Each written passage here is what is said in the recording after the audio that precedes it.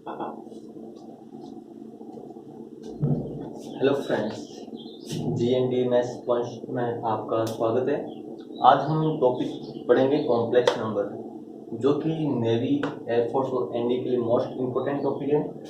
लगभग 2 या 3 क्वेश्चन इस कॉम्प्लेक्स नंबर से आ जाते हैं नेवी में, एयरफोर्स के एग्जाम में, और कम छोटे छोटे क्वेश्चन आते हैं, यानी कि इसके मापांक निकालना, पूर्णांक निकालना, इस पर आधारित ये मोस्ट इम्पोर्टेंट टॉपिक है इन तीनों एग्जामों के लिए। और काफ़ी ज़्यादा क्वेश्चन अटेम्प्ट हो सकते हैं और इजीली अटेम्प्ट हो सकते हैं, और इतना कोई बड़ा टॉपिक है नहीं, छोटा सा टॉपिक है। 1-1.5 घंटे में हम इसको कंप्लीट कर लेंगे। और आप ध्यान से देख के पढ़ना इसको, क्योंकि एग्जाम के तौर से मोस्ट इम्पोर्टेंट टॉपिक है ये कॉम्प्लेक्स नंबर। अब कॉम्प्लेक्स नंबर पढ़ने के लिए हमें नंबर्स का ज्ञान होना चाहिए। मान लो natural number, whole number, integer, real number, वो क्या होता है, उसके बाद कॉम्प्लेक्स नंबर आता है।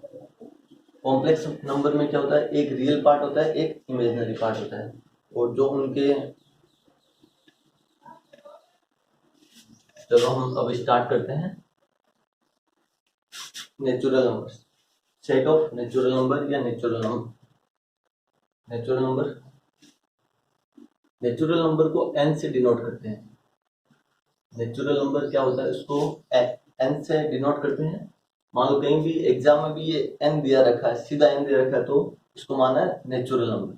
तो नेचुरल नंबर कहाँ से स्टार्ट होते हैं? नेचुरल नंबर स्टार्ट होते हैं 1, 2, 3, 4, इससे आगे लेके 5, 6, 7, 8, 9, 10 ऐसे बढ़ते जाते हैं, यानी कि 1 से स्टार्ट होता है set of natural number. Natural number कभी भी मान लो यदि n डिनोट किया गया है, तो हमें ये सीधा माइंड में रखना है कि वो 1 से स्टार्ट होता है, फिर 1, 2, 3, 4, 5 ऐसे इंफिनिटी तक। इसी प्रकार होल नंबर और सेट ऑफ नेचुरल नंबर या नेचुरल नंबर में बस इतना ही फर्क होता है, ये 1 से स्टार्ट होता है और ये अपने 0 से स्टार्ट होता है। 0, 1, 2, 3, 4 से लेके इंफिनिटी तक जाता है होल नंबर। ठीक है। फिर इंटीजर नंबर, इसको i से डिनोट कर सकते हैं। इंटीजर आई इंटीजर होता है, मान लो पॉजिटिव नंबर भी होते हैं और नेगेटिव नंबर भी होते हैं।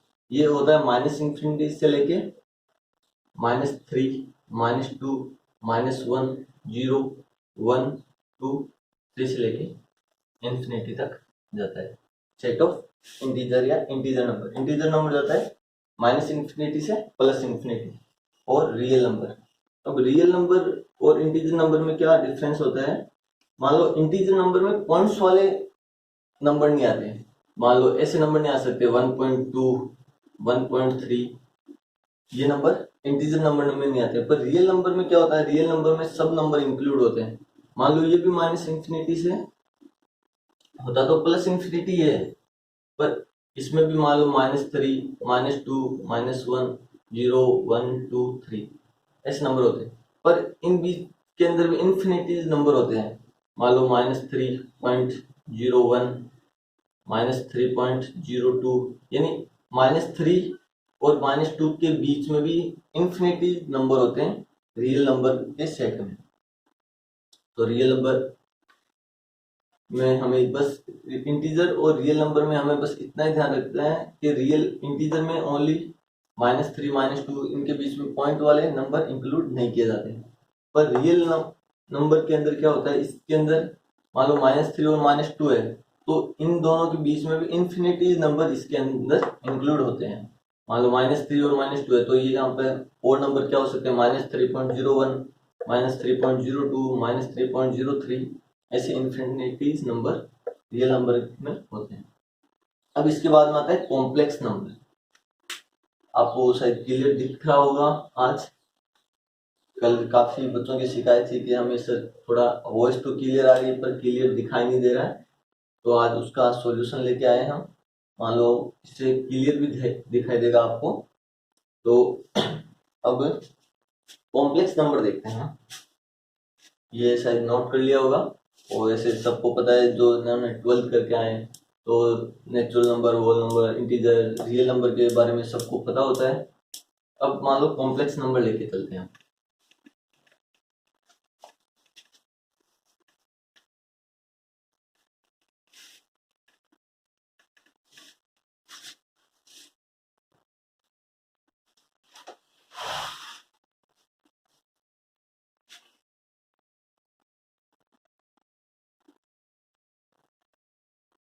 कॉम्प्लेक्स नंबर क्या होता है?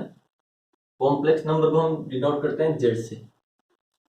जेड होता है एक्स प्लस आयोटा वाई। इस फॉर्मेट में यदि कोई हमें नंबर दे रखा है तो वो कॉम्प्लेक्स नंबर होता है। कॉम्प्लेक्स नंबर में क्या होता है कि एक रियल पार्ट होता है, एक इमेजिनरी पार्ट होता है। इसमें रियल और इमेजिनरी दोनों पार्ट साथ में होते हैं। मान लो जो एक्स कोऑर्डिनेट दे रखा है हमारे पास, एक्स कोऑर्डिनेट दे रखा है वो होता है रियल पार्ट, ठीक है। उसको रियल पार्ट ऑफ जेड भी लिखते हैं। जो एक्स दे रखा है वो होता है हमारे पास रियल पार्ट, उसको रियल पार्ट ऑफ जेड लिख सकते हैं। और जो आयोटा के साथ दे रखा होता है वो था इमेजिनरी पार्ट।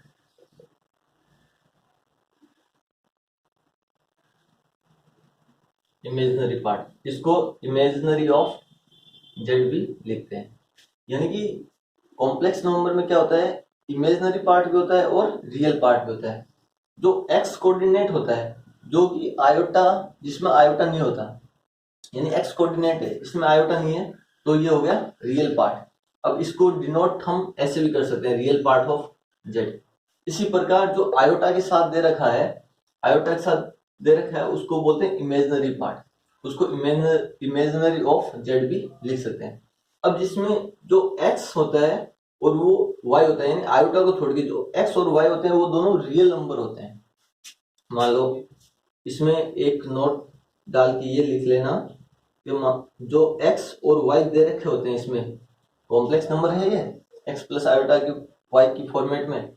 इसमें जो x और जो y होता है, मान लो x और y both are real number,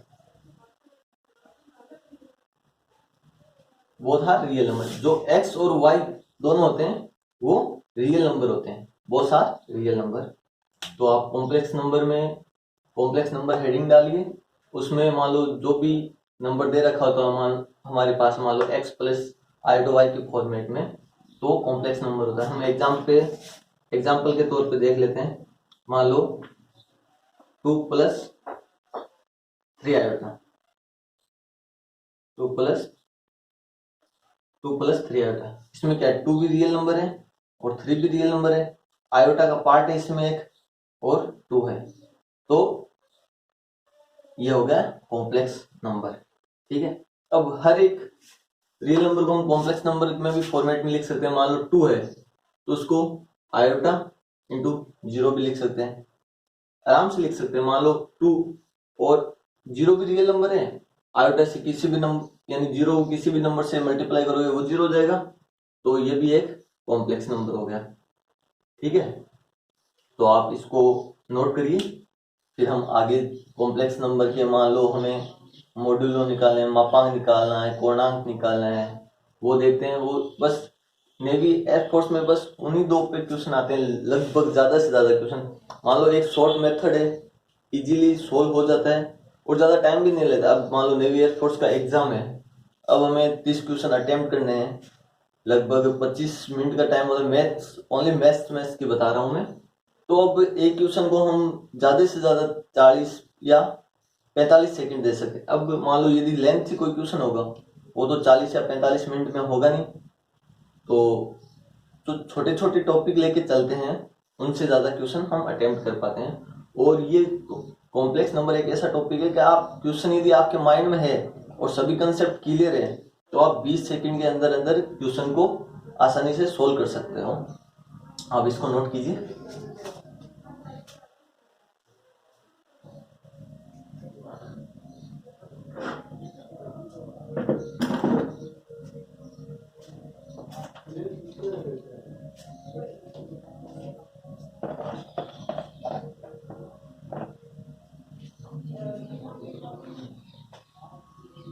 इसके बाद में हम टॉपिक लेके चलते हैं मापांक।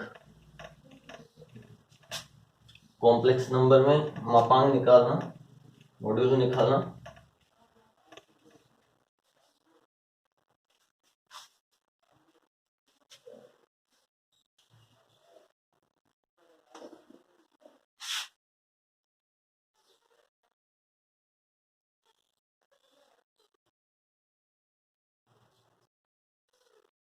मान लो मापांक निकालना है।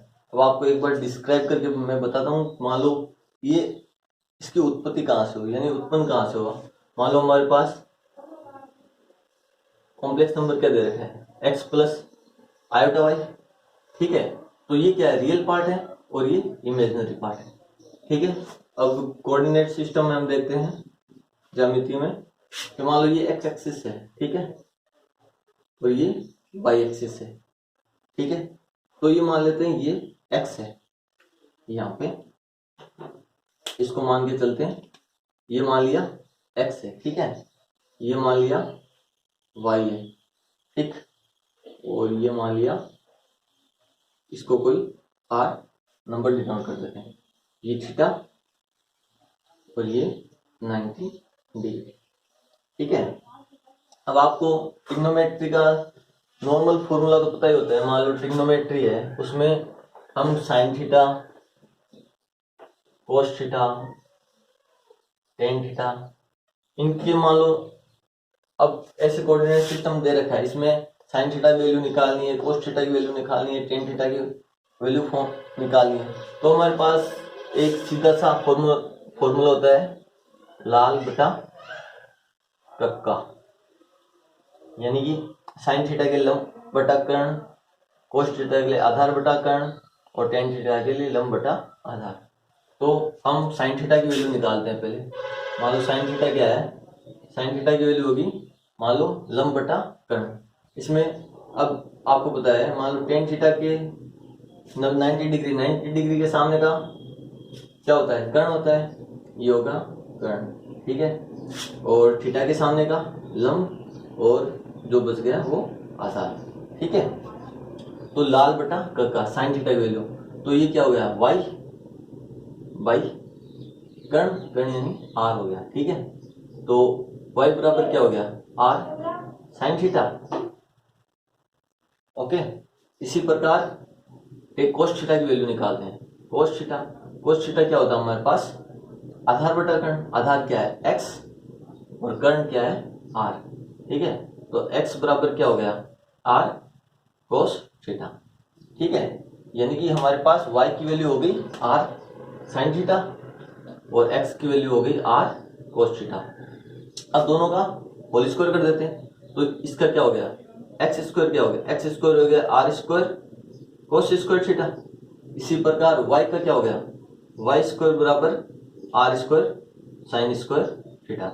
ये मान लो इक्वेशन नंबर 1 हो गई, ये इक्वेशन नंबर 2 हो गई, ठीक है।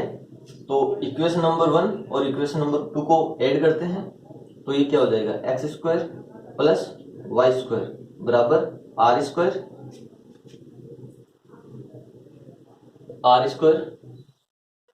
Sign square theta plus cos square theta, ठीक है। अब आपको पता है ट्रिग्नोमेट्री में sine square theta plus cos square theta क्या था, 1 होता है। तो आर स्क्वायर बराबर X square plus Y square, ठीक है। तो आर, यहां से आर क्या हो जाएगा, यहां से हम देखते हैं आर हो जाएगा root of x square plus Y square, ये हो गया मापांक। मान लो कॉम्प्लेक्स नंबर, अब इसको ये तो हमने डिस्क्राइब करके बताया आपको, मान लो ऐसे ऐसे ये मापांक निकलता है। पर मान लो शॉर्ट मेथड निकालना हो इसका, इस मापांक को, मान लो ये जेड है कॉम्प्लेक्स नंबर को, तो इसको हम जेड बार से भी डिनोट कर सकते हैं। जेड बार बराबर हो गया under root of x square plus Y square. अब हमें मान लो मापांक सीधा निकालना है, तो ये बात याद रखना यहाँ पे, चलो आप इसको नोट कीजिए एक बार, फिर मैं आपको बता दूं। मान लो सीधा मापांक निकालना है तो क्या करना होता है, ये मापांक मान लो कैसे निकाला, कॉम्प्लेक्स नंबर क्या है, z x plus iota y, ठीक है। इसको कोऑर्डिनेट सिस्टम में ऐसे लिख सकते हैं, मान लो ये x हो गया, ये इमेजिनरी पार्ट y हो गया, और ये r हमने इसी को मान लिया, ठीक है। ये थीटा, थीटा के सामने वाला क्या होता है लंब, ये 90 डिग्री 90 डिग्री के सामने कर्ण, जो बच गया वो आधार, ठीक है। अब हमें साइन थीटा कोस थीटा की वैल्यू हम यहाँ से निकाल सकते हैं, वो क्या होता है लाल बटा कक्का, ठीक है। तो y बराबर क्या हो गया r साइन थीटा और x बराबर r कोस थीटा, दोनों का होल स्क्वायर कर दिया, दोनों को ऐड कर दिया, और यहाँ पे r की वैल्यू फाइंड आउट कर ली। r बराबर क्या हो गया under root of x square plus Y square, ये हो गया कॉम्प्लेक्स नंबर का मापांक। आप इसको नोट कीजिए एक बार, फिर हम सीधा शॉर्ट मेथड देखते हैं क्या करना होता है। बस इस दोनों को याद रखना है। एक्स बराबर क्या होता है, आर कोस थीटा, वाई बराबर आर साइन थीटा। ठीक है, आप नोट कीजिए।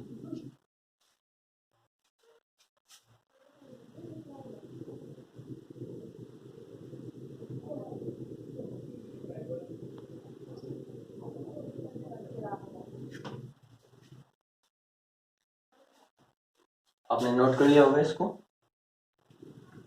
और मान लो किसी भी लड़के को कोई भी प्रॉब्लम है, मान लो दिखने में या सुनने में, मान लो अच्छे से नहीं दिखाई दे रहा है या सुनाई नहीं दे रहा है, तो आप कमेंट बॉक्स में लिख सकते हैं, सर मान लो प्रॉब्लम आ रही है, मेरे को अच्छे से दिखाई नहीं दे रहा है या सुनाई नहीं दे रहा, आप क्लियर से बोले या लिखें। ठीक है, अब इसका शॉर्ट मेथड देखते हैं। इसको यहाँ से रब कर देते हैं, ये भी हमारे कोई काम का नहीं है। अब ये देखिए, हमें मान लो सीधा इसका मापांक निकालना है। ठीक है, सीधा मापांक निकालना है तो हम क्या कर सकते हैं, मान लो इस ये एक रियल नंबर है और y एक रियल नंबर है, तो हमें मापांक सीधा z बाहर निकालना होता है। तो हम क्या करते हैं, रूट ऑफ लेते हैं, रूट x का होल स्क्वायर कर देते हैं। मान रियल पार्ट x का होल स्क्वायर प्लस y का होल स्क्वायर। ये क्या है, एक रियल नंबर है तो ये भी रियल नंबर, दोनों रियल नंबर का होल स्क्वायर करके उनको ऐड करके उनका रूट लेते हैं, तो ये हमारे पास मापांक आ जाता है। ठीक है, इसी प्रकार कोणांक निकालना होता है हमारे पास। कोणांक निकालना है इसका, मान लो तो कोणांक में कुछ नहीं करना। यदि हमें कोणांक निकालना है तो यानी थीटा निकालना है, टेन थीटा, तो इसमें क्या करना है, ये इक्वेशन नंबर फर्स्ट और ये इक्वेशन नंबर सेकंड। ठीक है, तो इसमें क्या करना है, equation number 1 divided by equation number 2।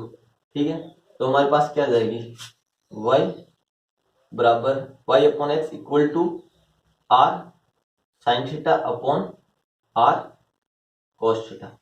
ठीक है, आर से r cancel, sine theta upon cos theta क्या होगा, टेन थीटा।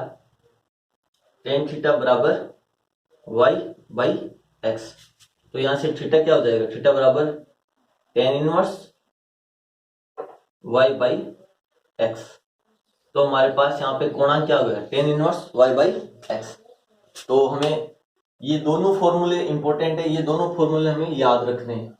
एक तो जेड बार बराबर under of x square plus Y square, और एक हमें याद रखना है थीटा बराबर tan inverse y by x. ये दोनों इंपॉर्टेंट फॉर्मूले हैं और इन्हीं दोनों फॉर्मूले के बेस के ऊपर हमारे पास क्वेश्चन मिलेगा वहां पे नेवी एयरफोर्स के एग्जाम में। तो बाकी कुछ आप याद रखो या नहीं रखो, इन दोनों फॉर्मूलों को आपको याद रखना ही रखना है। और थोड़ी ट्रिग्नोमेट्री के फॉर्मूले तो शायद आपको पता ही होंगे, और यदि किसी को प्रॉब्लम है तो वो भी आपको एक दिन नोट आउट करा दिए जाएंगे। मान लो ट्रिग्नोमेट्री में क्या क्या फॉर्मूले हैं, फिर हम डिफरेंशिएशन, इंटीग्रेशन वो सब भी पढ़ेंगे। उसके साथ भी हम ट्रिग्नोमेट्री के जो सारे के सारे फॉर्मूले हैं वो आपको बाई प्रूफ आपको नोट करवा दिए जाएंगे, आपको समझा दिए जाएंगे, आपका हर एक क्लियरिफिकेशन कर दिया जाएगा। तो आप इन दोनों को एक अपने याद रखना। मान लो किसी भी एग्जाम की आप यदि तैयारी कर रहे हैं तो साथ के साथ आप शॉर्ट नोट्स बनाते जाइए आपकी।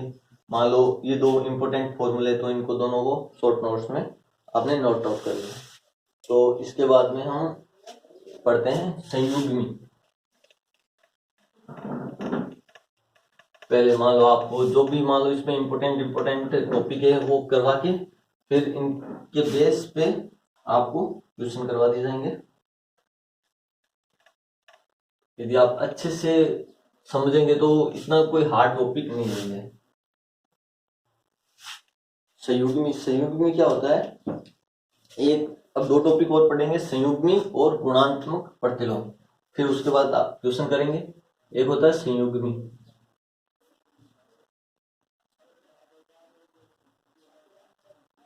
और एक होता है गुणात्मक प्रतिलोम।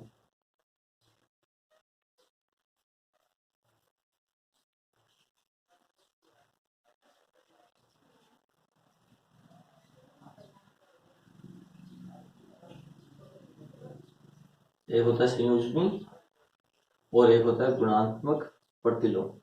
ठीक है, अब हमारे पास कॉम्प्लेक्स नंबर दे रखा है। कॉम्प्लेक्स नंबर हमारे पास क्या है? कॉम्प्लेक्स नंबर है z बराबर x प्लस आयोटा y। अब इसका हमें संयुग्मी निकालना है। तो संयुग्मी निकालने के लिए हमें कुछ नहीं करना, ये आयोटा है इसका हमें साइन चेंज कर देना है।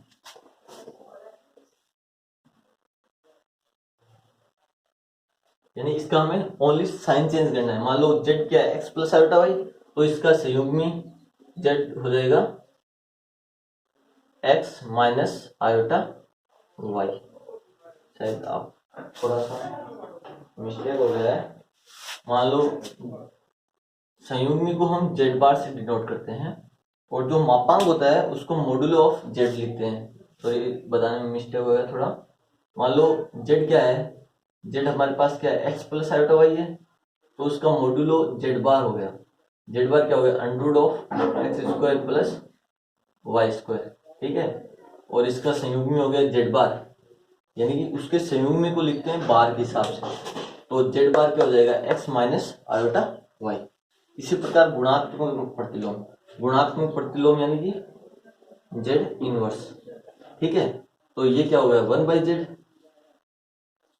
ठीक है, यानी गुणात्मक प्रतिलोम होता है 1/z। अब आपको पता है z क्या है? x प्लस आयोटा y, जब 1/x प्लस आयोटा y। ठीक है, तो अब इसको, अब यहाँ पे इसको सोल्व आउट करना है। मान लो इसका इजीली इसको डिस्क्राइब करना है, तो 1/, कॉम्प्लेक्स नंबर तो क्या होगा? क्यों उसमें इमेजिनरी पार्ट भी आ गया, तो कॉम्प्लेक्स नंबर में इमेजिनरी पार्ट तो होता ही है। तो 1/, में इमेजिनरी पार्ट है, अपॉन से इमेजिनरी पार्ट को हटाना है। तो हम क्या करेंगे कि जो आयोटा है इसके संयुग्मी से ऊपर नीचे मल्टीप्लाई करेंगे। तो क्या है? 1/x plus iota y। तो यहाँ पे क्या करेंगे? x minus iota y upon x minus iota y। ठीक है, तो वो क्या हो जाएगा? x माइनस आयोटा y, इसको इससे मल्टीप्लाई करेंगे तो ये क्या हो गया? X square. ठीक है, इसको इससे मल्टीप्लाई करेंगे तो माइनस आयोटा एक्स वाई। ठीक है, आयोटा वाई को x से मल्टीप्लाई करेंगे तो प्लस आयोटा एक्स वाई। ठीक है, अब इसको आयोटा वाई को माइनस आयोटा वाई से मल्टीप्लाई करेंगे तो आयोटा और आयोटा क्या हो गया? आयोटा और आयोटा होता है आयोटा स्क्वायर, और आयोटा स्क्वायर की वैल्यू होती है -1। यानी कि आयोटा को आयोटा से मल्टीप्लाई करेंगे तो आएगा आयोटा स्क्वायर, और आयोटा स्क्वायर की वैल्यू होती है -1। तो इसी प्रकार आयोटा आयोटा आयोटा स्क्वायर, और आयोटा स्क्वायर की वैल्यू -1 और एक -1 ये, तो plus y into y y square. ठीक है, तो ये माइनस से ये प्लस है तो इससे ये कैंसिल आउट हो गया। तो क्या बच जाएगा? x minus iota y upon x square plus Y square. ठीक है, तो इसको हम अलग अलग डिवाइडेशन कर सकते हैं। मान लो क्या हो जाएगा ये, इसको आगे लिखते हैं तो ये इसका सिंपल फॉर्म क्या हो जाएगा? x upon x square plus Y square minus iota y upon x square plus Y square. ये हो गया इसका रियल पार्ट, और ये क्या हो गया? इसका इमेजिनरी पार्ट। ठीक है, तो संयुग्मी को z बार से लिखते हैं और मॉड्यूलो को z मॉड्यूलो लिखते हैं, z मॉड्यूलो। ठीक है, ये थोड़ा सा आपको वापस से रिमाइंडर करना है। मान लो मापांक को z बार से लिखते हैं और संयुग्मी को, सॉरी, मापांक को z मोड से लिखते हैं और संयुग्मी को z बार से लिखते हैं। ये संयुग्मी हो गया, इसका गुणात्मक प्रतिलोम हो गया। फिर अब हम ये, अब शायद आपको आयोटा इंटू आयोटा, आयोटा और आयोटा स्क्वायर और आयोटा स्क्वायर की वैल्यू -1, आयोटा की आपकी वो 4 पावर की वैल्यू अभी नोट आउट करा देता हूँ। फिर आपको बस वही रिमेम्बर रखना है कि मान लो आयोटा क्या होता है, आयोटा स्क्वायर की वैल्यू क्या होती है, आयोटा क्यूब की वैल्यू क्या होती है, और आयोटा 4 की वैल्यू क्या होती है। आप इसको नोट आउट कीजिए।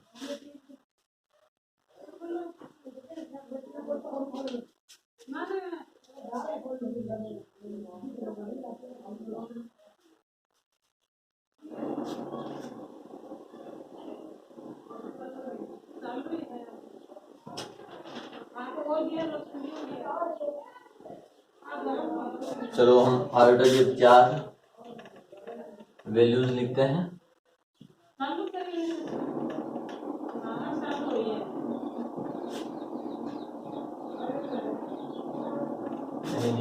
चार वैल्यू क्या हो जाएगी? मान लो आयोटा होता है रूट ऑफ -1, आयोटा स्क्वायर होता है -1, आयोटा क्यूब होता है, इसको हम क्या लिख सकते हैं? Iota square into iota. Iota square की वैल्यू क्या हो जाती है? -1 इंटू आयोटा, ये हो गया माइनस आयोटा। इसी प्रकार आयोटा 4 को हम क्या लिख सकते हैं? Iota square into iota square, ठीक है। आयोटा स्क्वायर की वैल्यू क्या है? -1 और आयोटा स्क्वायर की वैल्यू क्या है? -1, तो ये क्या हो गई? 1, ठीक है। और अब आपको नोट लिख के एक बात लिखनी है कि आयोटा की लगातार 4 घात का सम 0 होता है, यानी कि आयोटा की लगातार 4 घात का सम 0 होता है। आयोटा की लगातार 4 घात का सम 0 होता है, जैसे कि iota plus iota square plus iota cube plus iota 4, ये लगातार 4 पावर है। तो iota square, iota cube, iota 4, तो आयोटा की लगातार 4 पावर का सम 0 होता है, ठीक है। तो आपको आयोटा की वैल्यू आपको पता है रूट ऑफ -1, आयोटा स्क्वायर हो गया -1, आयोटा क्यूब क्या हो गया? Iota square into iota, iota square -1 into iota minus iota, ठीक है। और आयोटा 4 क्या हो गया? Iota square into iota square, iota square की वैल्यू -1, आयोटा स्क्वायर की वैल्यू -1 इंटू -1 हो गया 1। तो हम नोट लिख के एक बात ये हमें रिमेम्बर रखनी है, क्यों सीधा यदि ये बात हमें याद रहेगी तो हम मान लो यदि कोई क्वेश्चन ऐसे आ गया, मान लो iota 16 plus iota 17 plus iota 18 plus iota 19। अब जब हमें ये पता रहेगा कि आयोटा की लगातार 4 पावर का सम 0 होता है, तो यहाँ से हम ऐसे लिख सकते हैं कि सीधा वैल्यू 0। क्यों? मान लो अब आपको लगा सर ये कैसे आ गया, तो ये क्या है? Iota plus iota square plus iota cube plus iota 4 की वैल्यू 0, तो यहाँ से हम क्या लिख सकते हैं? यानी कि आयोटा की 16 कॉमन ले सकते हैं, तो यहाँ क्या आ जाएगा? 1 plus iota square plus iota cube, ठीक है। यदि आयोटा 16 कॉमन लेते हैं तो क्या हो जाएगा? 1 plus iota square plus iota cube. अब ये क्या हो गया? आयोटा 4 क्यूब 1 की वैल्यू आयोटा 4 लिख सकते हैं, तो iota 4 iota square plus iota cube, ठीक है। तो इसकी लगातार 4 पावर का सम 0 हो गया, ठीक है। तो आप इसको नोट करिए, फिर आगे देखते हैं। अब क्वेश्चन करेंगे थोड़े बहुत, मान लो इन्हीं के बेस के ऊपर। आपको 30 सेकंड का टाइम है, नोट कर लीजिए 30 सेकंड के अंदर।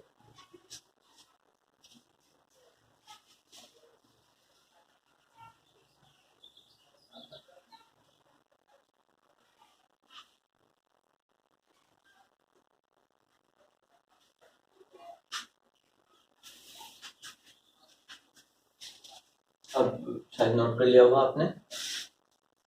एक क्वेश्चन है, इंपॉर्टेंट क्वेश्चन है, आप इसको ध्यान से देखना, समझने की कोशिश करना कि हो क्या रहा है क्वेश्चन के अंदर। नोट कर लिया तो आपको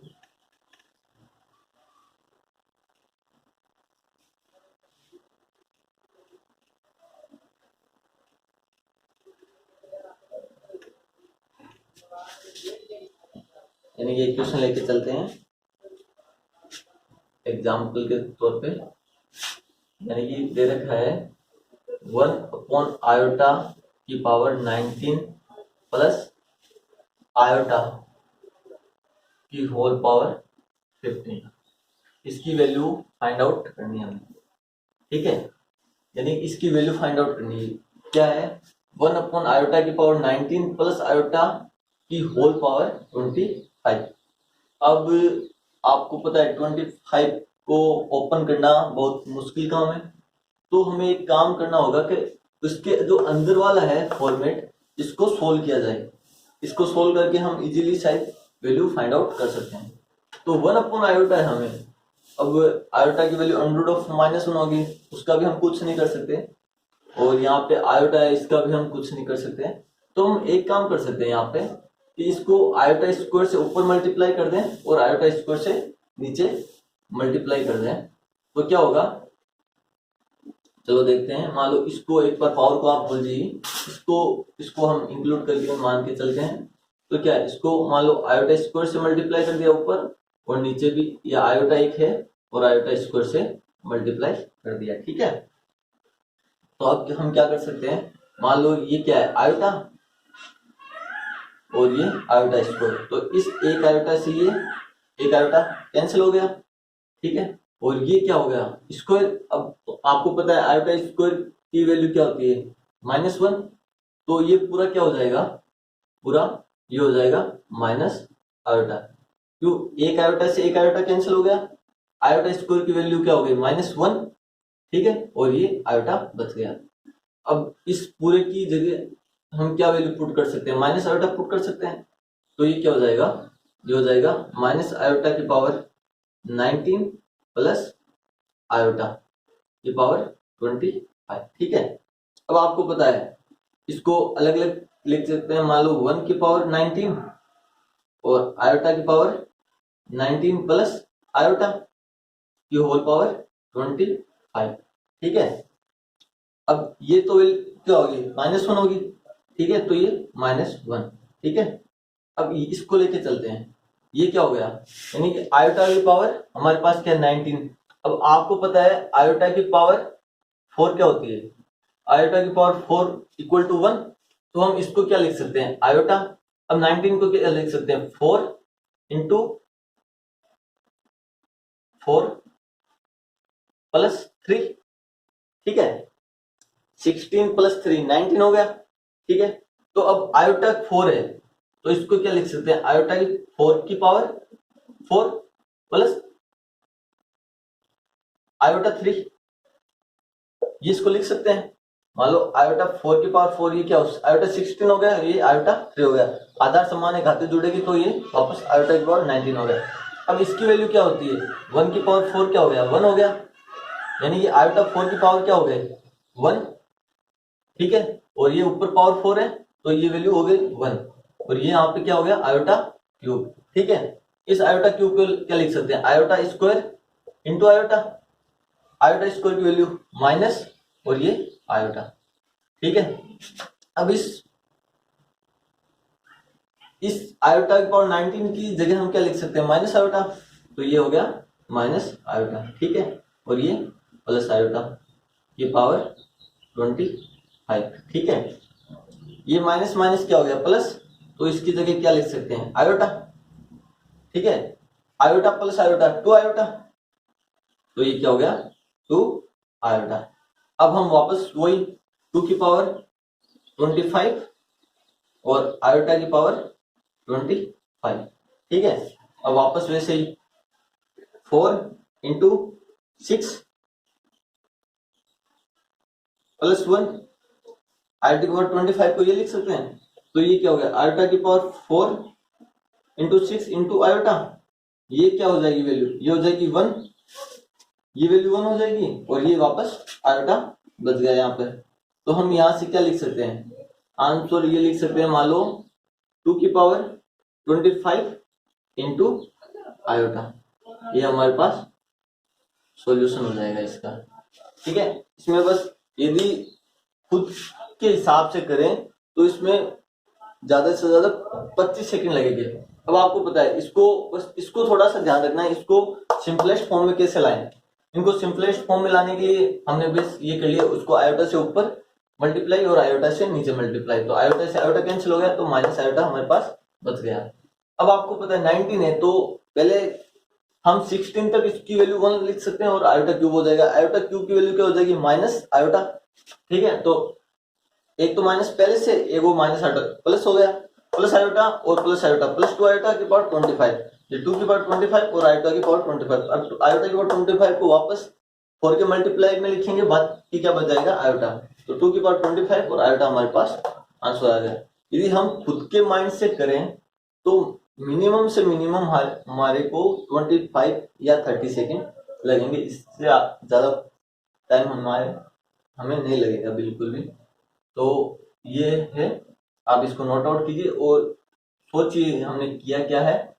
बस आपको ये तो माइंड लगाना ही होगा, यदि एग्जाम हॉल में हो या आप कहीं भी हो, घर पे हो, कि अब ये ऐसे तो सॉल्व हो नहीं सकता, तो इसको सिंपलेस्ट फॉर्म में हमें लाना ही लाना होगा। अब सिंपलेस्ट फॉर्म में लाने के लिए क्या करना है वो आपको पता है, सिंपलेस्ट फॉर्म में इसको ले आए और फिर आंसर निकालें। आप इसको नोट आउट कीजिए, फिर आगे क्वेश्चन और देखते हैं। इस टाइप के क्वेश्चन आपको एग्जाम में जरूर मिलेंगे, 1 या 2 क्वेश्चन जरूर इस नेवी एयरफोर्स के एग्जाम में, एनडीए के एग्जाम में कॉम्प्लेक्स नंबर का आएगा या नहीं।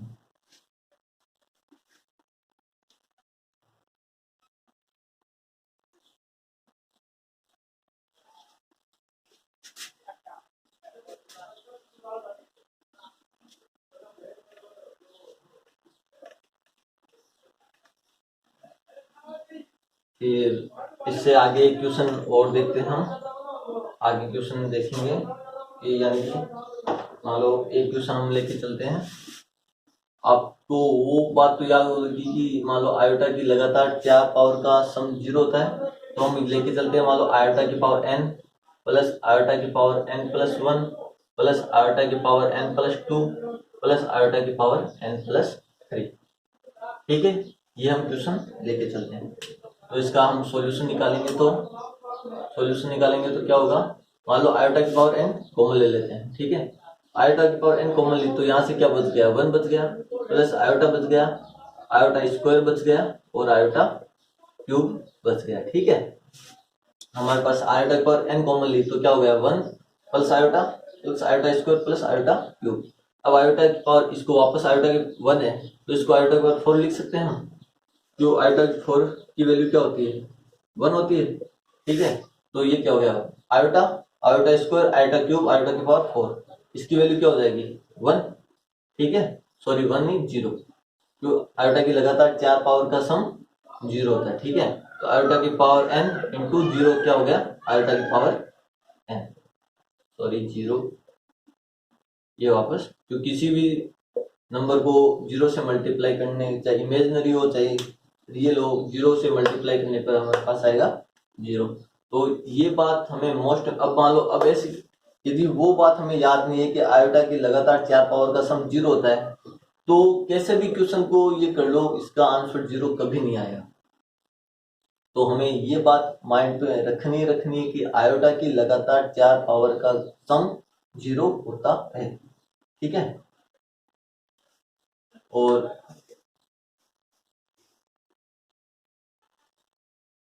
यदि आपको ऐसे नहीं मालूम तो ऐसे भी कर सकते हैं, मान लो वो पता है, मान लो आयोटा की वैल्यू क्या, रूट ऑफ -1, आयोटा स्क्वायर क्या है -1, आयोटा क्यूब क्या है माइनस आयोटा, और आयोटा की पावर 4 क्या है 1।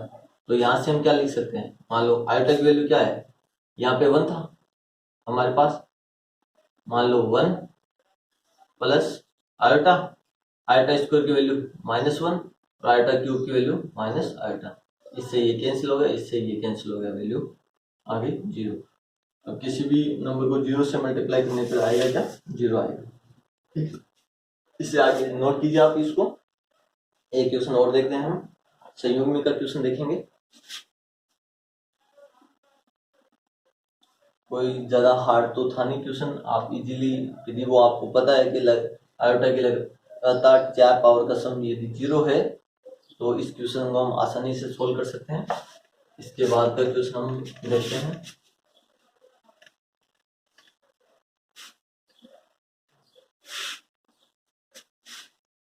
यानी कि हमारे पास दे रखा है, एग्जाम्पल के तौर पे दे रखा है क्या है, x प्लस आयोटा y और iota -2 iota equal to 1 plus iota.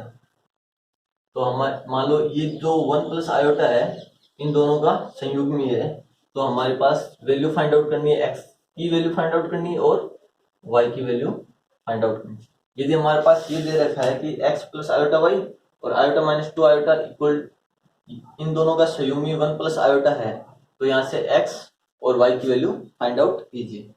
ठीक है, तो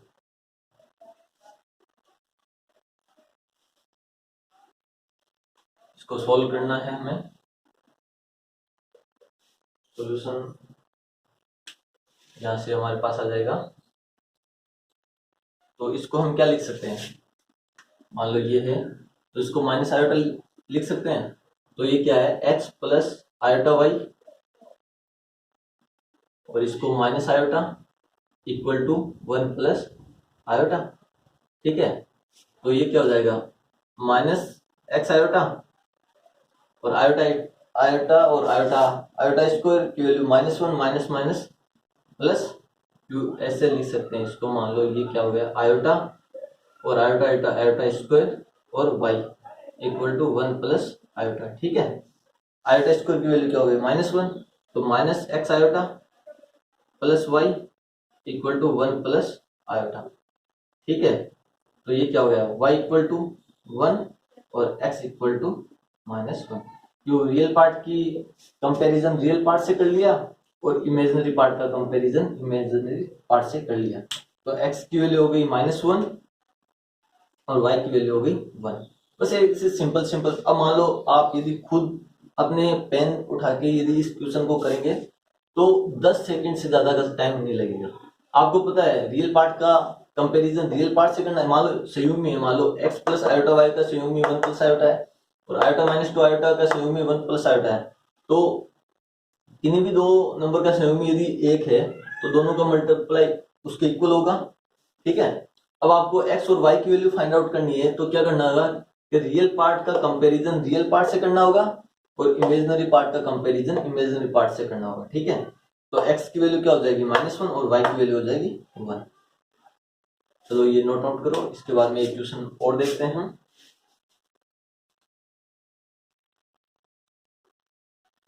ज्यादा कुछ मेथड हार्ड नहीं है, इजीली आप इसको कर सकते हैं। मान लो संयुग्मी का क्वेश्चन इस टाइप का हो गया, आपको एक वो पावर वाला बताया था, उसमें कुछ दिक्कत वाली बात नहीं है। उसमें बस आयोटा की वैल्यूज हमें पता होनी चाहिए कि आयोटा की वैल्यू क्या क्या होती है, उसके हिसाब से हम कर सकते हैं। तो चलो ये शायद नोट आउट कर लिया होगा आपने, आसानी से ये हो जाएगा क्वेश्चन।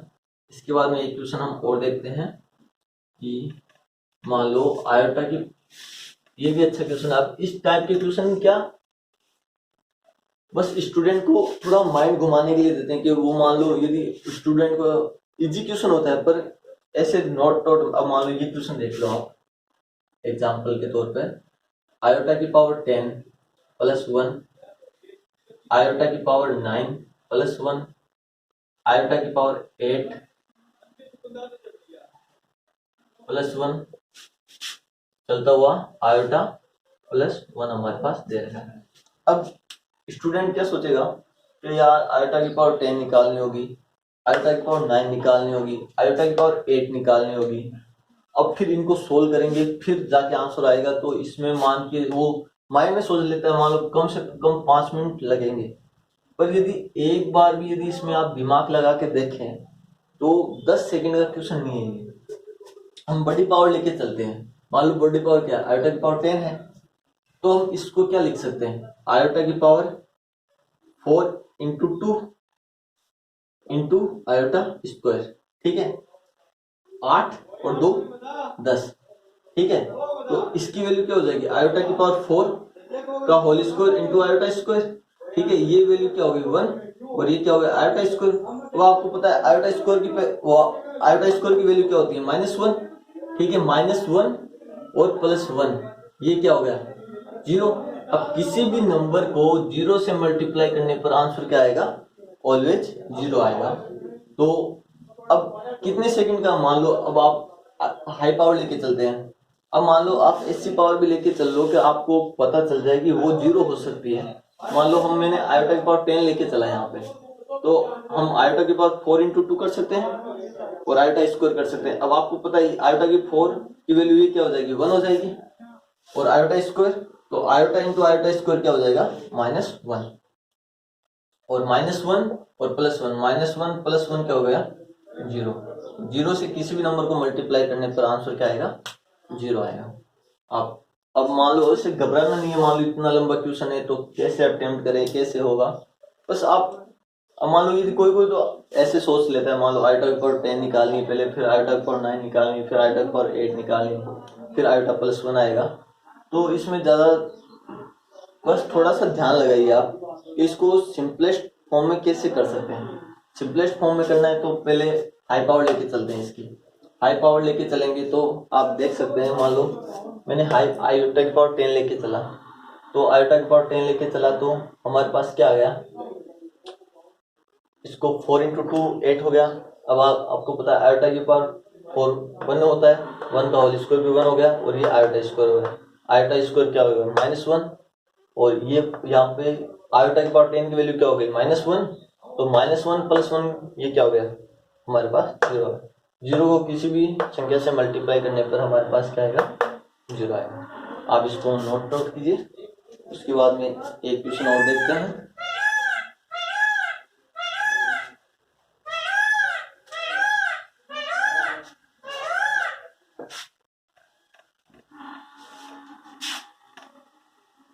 अब हमें एक नया टॉपिक है, मान लो सीधा क्वेश्चन आ जाए कि सम्मिश्र संख्या क्रमिक युग्म, क्रमिक युग्म क्या होता है वो हमें फाइंड आउट करना है। मान लो सम्मिश्र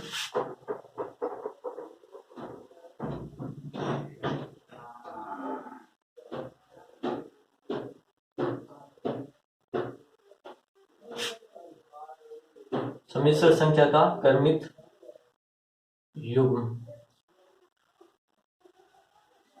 सम्मिश्र संख्या का क्रमिक युग्म निकालना है। तो हमें पता है सम्मिश्र संख्या क्या होती है, x प्लस आयोटा वाई, तो सम्मिश्र संख्या z बराबर हो गई x प्लस आयोटा वाई, ठीक है। अब मान लो सीधा फॉर्म आ जाए, मान लो ऐसे आ जाए 2 + 3 आयोटा है हमारे पास, इसका क्रमिक युग्म निकालिए। जब मान लो हमें पता ही नहीं होगा क्रमिक युग्म होता क्या है वो, तो हम क्या निकालेंगे, तो क्रमिक युग्म क्या होता है, यहाँ पे जो x का कोऑर्डिनेट होता है यानी रियल पार्ट का कोऑर्डिनेट और y पार्ट का कोऑर्डिनेट, सॉरी इमेजिनरी पार्ट का कोऑर्डिनेट क्या है y, और रियल पार्ट का कोऑर्डिनेट क्या है x, और इमेजिनरी कोऑर्डिनेट है y। तो x और y ये दोनों कॉम्प्लेक्स नंबर के क्रमिक युग्म होते हैं। और साथ के साथ एक बात याद हो रखना है, मान लो क्या है, x और y कॉम्प्लेक्स नंबर के क्रमिक युग्म होते हैं, ठीक है।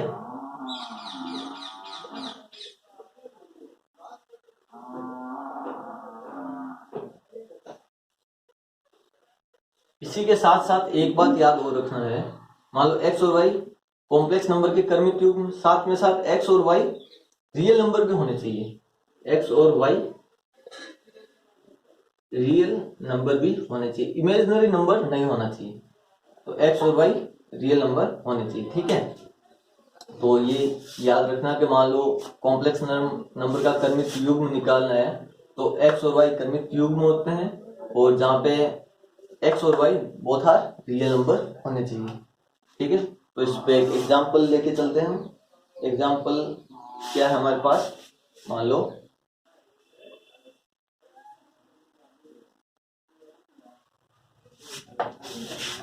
अब हमारे पास मान लो एक एग्जांपल के तौर पे आपको मैं समझा दूं, उसके बाद में आज की क्लास कंप्लीट करते हैं, फिर उसके आगे का टॉपिक कल देखते हैं। तो मान लो हमारे पास एग्जांपल है, मान लो निम्न में से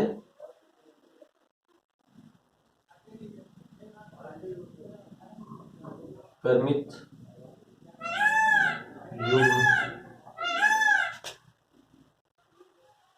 कौन सा है, ठीक है। मान मान लो हमारे पास 4 ऑप्शन दे रखे हैं, 1 और आयोटा। सेकंड ऑप्शन दे रखा है √2, √-2। थर्ड ऑप्शन दे रखा है π/2 और π/2 आयोटा।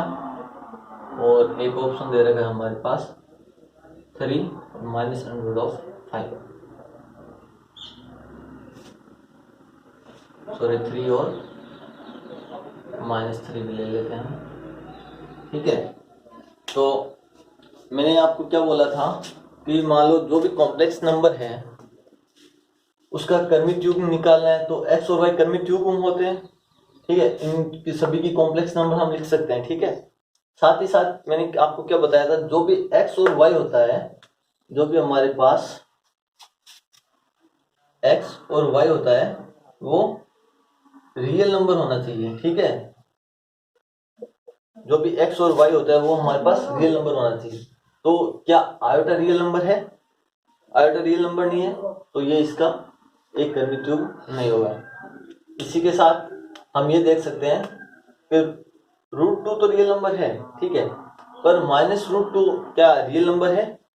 क्यों? इसको हम क्या लिख सकते हैं, 2 आयोटा लिख सकते हैं। इसको √-2 को 2 आयोटा लिख सकते हैं, तो भी ये कर्मित युग्म नहीं है।